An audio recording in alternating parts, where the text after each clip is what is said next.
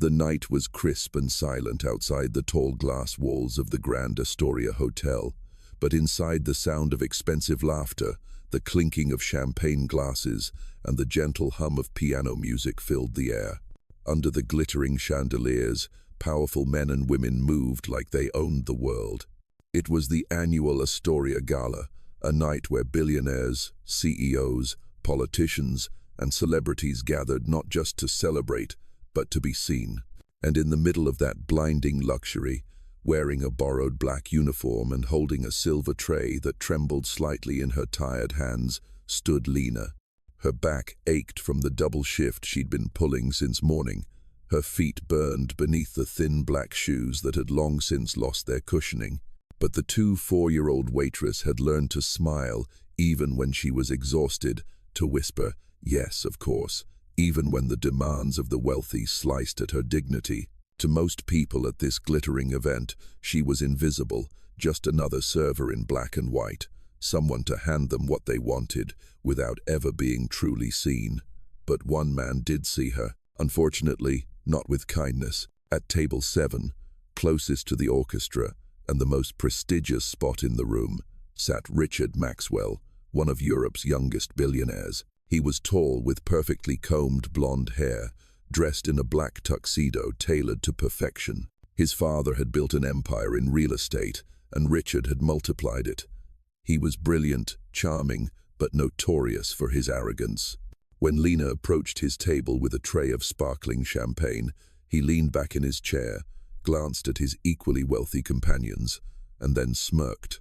In fluent German, loud enough for everyone at the table to hear, he said, "Look at that. She probably doesn't even know how to hold that properly."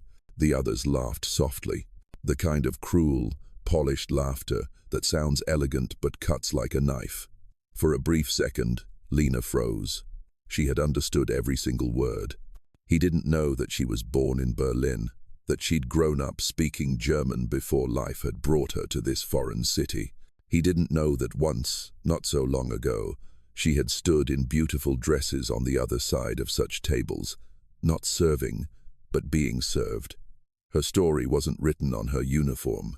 It was hidden behind tired eyes, quiet grace, and a silence that wasn't weakness, but survival. Lena lowered the tray gently, placed a glass in front of him with steady hands, and forced a professional smile. She had learned long ago that pride was a luxury she couldn't afford, but inside, something stirred, a quiet fire, a whisper reminding her of who she used to be. She finished serving his table and walked away, her heart pounding. She remembered the warm kitchen of her childhood home in Germany, where her father, a gentle, brilliant engineer, used to teach her foreign languages, telling her, "One day, these words will take you far." Lena. She remembered her mother's laughter, the smell of apple strudel in the oven. She remembered the day her father's company collapsed after a partner betrayed him.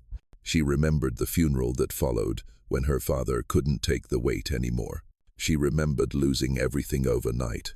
Her dreams of studying international law shattered, replaced with night shifts, cleaning jobs, and waiting tables.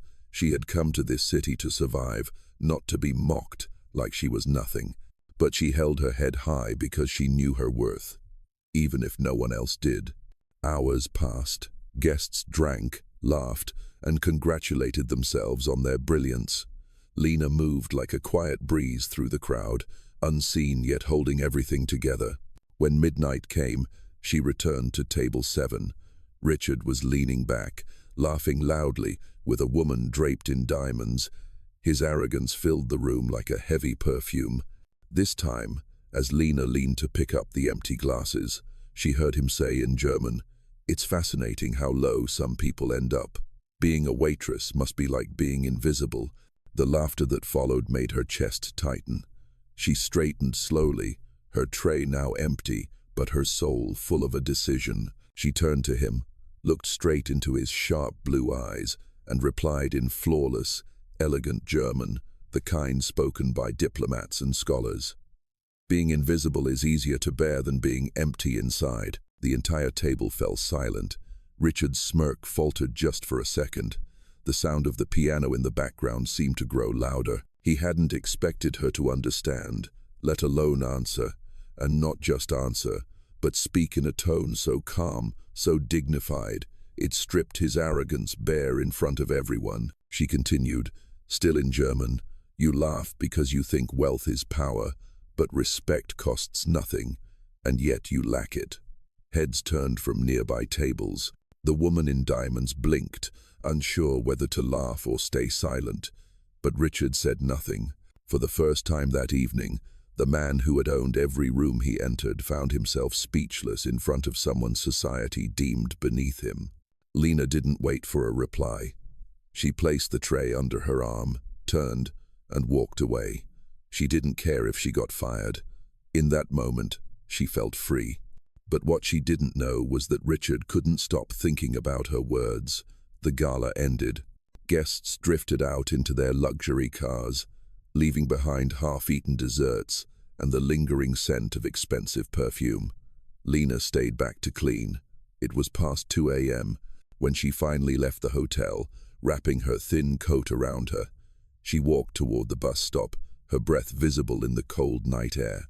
Her shift pay would barely cover her rent and her little brother's school books. But she had dignity, and no billionaire could take that away from her. Behind her, a sleek black car slowed down. A familiar voice called her name. She turned, startled, to see Richard stepping out of the car, not laughing now, not surrounded by people, just a man standing alone in the cold. He told her he wanted to talk. She hesitated, but didn't run. She had nothing to fear anymore. What followed wasn't arrogance this time. It was a quiet, awkward apology. He told her he hadn't known she spoke German.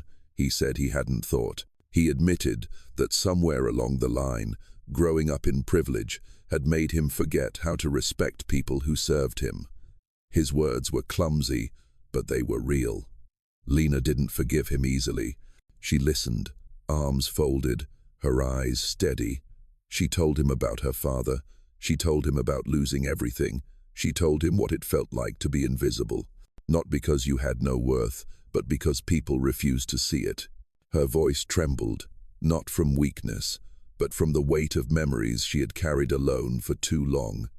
Richard had been surrounded by wealth his entire life. But in that moment, listening to a waitress at a deserted bus stop, he felt something unfamiliar, shame and respect. He offered to give her a ride home. She refused politely. She didn't want charity. She wanted respect. He understood. In the days that followed, something unexpected happened. Richard returned to the hotel, not as a guest, but quietly, without his entourage. He asked for Lena. He wanted to know more about her story, not out of pity, but because something in her had shifted something in him. She kept her guard up, but eventually she let him listen. He learned that she had once been top of her class, fluent in 5 languages, with dreams of becoming a diplomat. She learned that beneath his arrogance was a man who had been taught his worth was tied to his wealth. Slowly, their conversations turned from apologies to ideas. One evening, weeks later, Richard walked into the hotel lobby holding a letter. He handed it to her quietly. It was an acceptance letter to an international scholarship program in law. Her name was on it. He hadn't bought it for her. He had only used his connections to make sure her application was seen. The rest was all her. She stared at the letter, tears blurring her vision. For years, she had believed her dreams were buried under bills and exhaustion, and now, for the first time, she saw a door opening again. She thanked him, but she also told him something that would stay with him forever. She said, "Respecting someone is not an act of charity. It's a reflection of who you are." He nodded. He understood now. A year later, Lena walked through the grand doors of the university that would shape her future. Her hands no longer carried a tray, but a folder filled with hope. She worked hard, she studied harder, and she sent money home to her little brother, who still called her every night just to say how proud he was. And Richard, he changed slowly but surely. He began to treat every worker, from a driver to a CEO, with the same respect. He donated anonymously to education programs for underprivileged youth, not because he wanted recognition, but because he had finally learned what mattered. Years passed. Lena became what she had always dreamed of, a respected diplomat, fluent in languages, representing voices that had long been unheard. She stood tall, not because anyone had handed her a crown, but because she had built her strength from the ground up. And one evening at another gala, much like the one years ago, she saw Richard again. This time, when their eyes met, there was no arrogance, only quiet respect. As the lights of the new gala glittered above them, Lena smiled. She was no longer the invisible waitress. She was a woman who had spoken up, held her ground, and changed more than just her own life.